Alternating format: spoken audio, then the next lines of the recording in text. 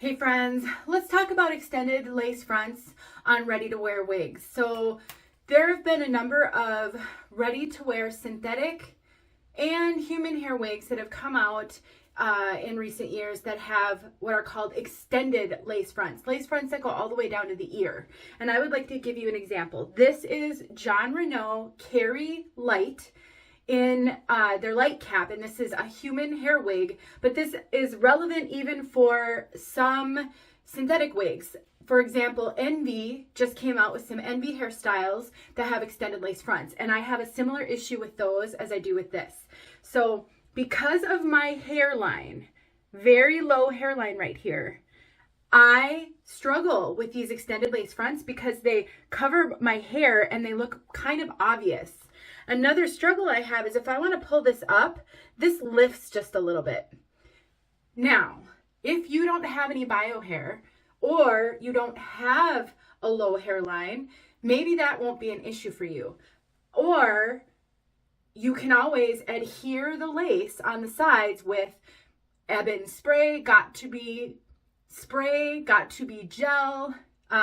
It stays, there's lots of different kinds of adhesives out there. And then when you lift, that won't lift if you adhere that. But another option is to cut it off. And that's what I'm going to do with this Carrie. And because this is made in one of the kind of standard synthetic type caps, I'm going to use a pinking shears with a scalloped edge.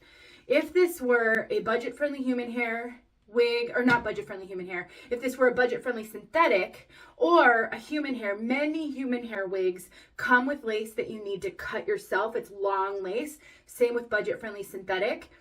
And that type of lace tends to be very soft, flexible, somewhat stretchy. The lace on these kind of wigs, and I'm talking Jon Renau, Estetica, Ellen Villa, Envy, all of those major name brands, the lace on these tends to be a stiffer lace. And I find that using a pinking shears on the lace is better. I think it gives a more natural hairline, and I think it's better for this stiffer lace. Jon Renau, which that's what this brand is, recommends that you use a pinking shears on their lace. Now what I'm going to do is I'm just going to cut the lace off with a pinking shears, kind of maybe up to about here, and then that way my bio hair won't be an issue. Now, if I weren't trying to grow my bio hair out right now, which I'm growing it out because I want to do some content that I need hair for, then I would just shave that. I was buzzing my hair for a long time, a couple of years, completely buzzing my hair off with the clippers down to a 1 guard, and then that wasn't an issue. And sometimes I would take the clippers with no guard, and I would just get rid of all of this. Then it's not an issue, but it is an issue for me now, and so this is what I'm going to do. So basically, I'm going to take a pinking shears, and I'm going to trim that off. Let's do it.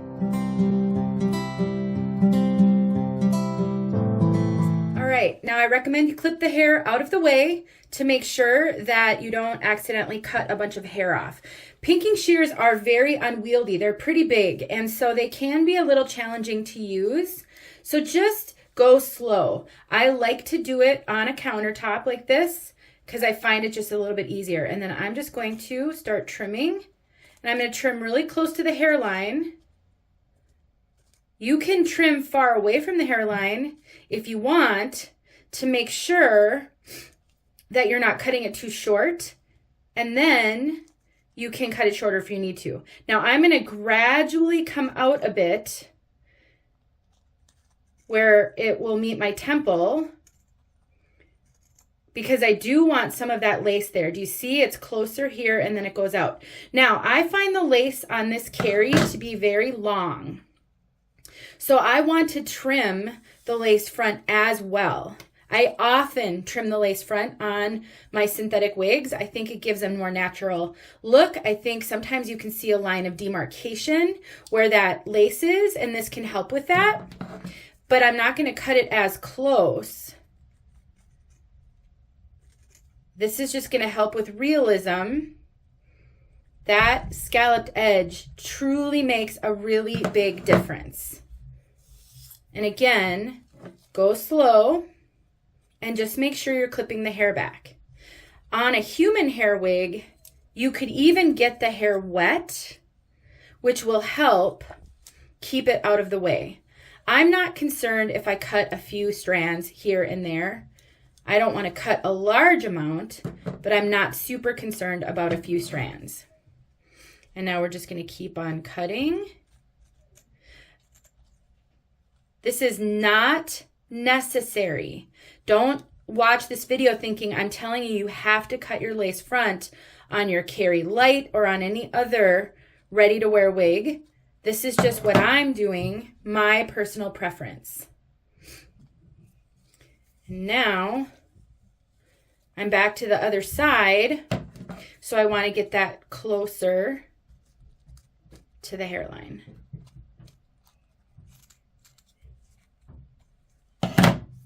Just like that. And that's it. Now, I may want to cut this a little bit closer. I need to put it on, and I just noticed I missed a spot. What's beautiful with the pinking shears is you can see it. So I missed a spot right there. So I'm just going to come in and I'm going to trim that just a little bit, so it matches up with everything else. And that's it. So let's put it on. Okay, so we're back, and there's my bio hair. There's the lace that I cut. It's not nearly as bad, and I can pull this back and now it's not lifting. One thing that I like to do, since I do have bio hair on the sides, is I like to pull some of my bio hair out. Oops, I pulled a little bit too much. I didn't want that top piece there. And then I like to blend it with my wig. I think it gives it a really natural hairline over there. And that's why I like rooted wigs if I'm gonna wear a blonde, because my hair is darker. And that blends just fine. And that gives it a much more natural look. Another reason to trim your lace with a pinking shears, if you are irritated by these stiffer types of lace, you know, this lace is not very soft. And sometimes it irritates my forehead, especially if I'm putting a lot of wigs on. I get little nicks on my forehead sometimes from the lace, because this is a pretty stiff lace. The benefit of the stiffness, it's really flat to the head. You don't have to adhere it, and it will lay super flat and look super natural. The con is some people with sensitive skin can be irritated by that lace. Cutting it with a pinking shears actually helps that. It makes it less sharp and less irritating. It does. Try it and see if that helps you. You are not going to hurt your wig by doing it. If you're careful, and again, the pinking shears also helps make sure that you're making a line that is gentler for the wig, and it shouldn't fray on you if you use a nice sharp scissors. So that's it. This side I need to touch up a little bit more. So this side is just a little bit too long.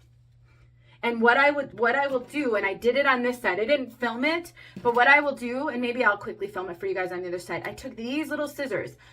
I know that I'm contradicting myself, but I'm just going to trim up the very edge here, and I want it as close to the hair as possible, and I can't get that with the pinking shears. So I'll take it out. Okay, so you can see that is very, very close to the ear tab, and this one is not as close. So all I did was I took my very sharp, teeny tiny scissors. These are the kind I use to cut the softer lace on more budget-friendly wigs and human hair that have the softer lace.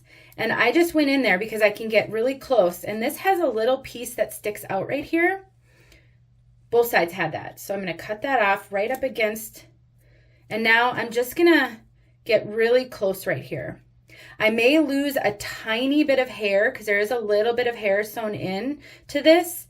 I'm not concerned about that, but you may be. And so, you know, do this at your own with caution. See, a little tiny bit of hair came with, not much. But that gets it so that when I go to like tuck my hair, I am not going to lift it. Just like that. And that's it. All right, so we're done. And so the lace has been trimmed on both sides. I've pulled a little of my bio hair out to blend. Again, if you don't have bio hair, you don't need to do that. You can, and then the lace probably won't be a problem like it is for me with bio hair. And then there's that lace front. You can see the little bit of scallop. I could probably have gone even a little bit closer right there, but I'm going to leave it for now, and I'm going to see how it does. So the next time you purchase a ready-to-wear synthetic or human hair or a blend, if it has that extended lace front and it's bothersome to you, or if the lace is bothersome to you, it's a little sharp, now you know you can take a pinking shears, cut it back a little bit, and it will make all the difference. Hope this helped.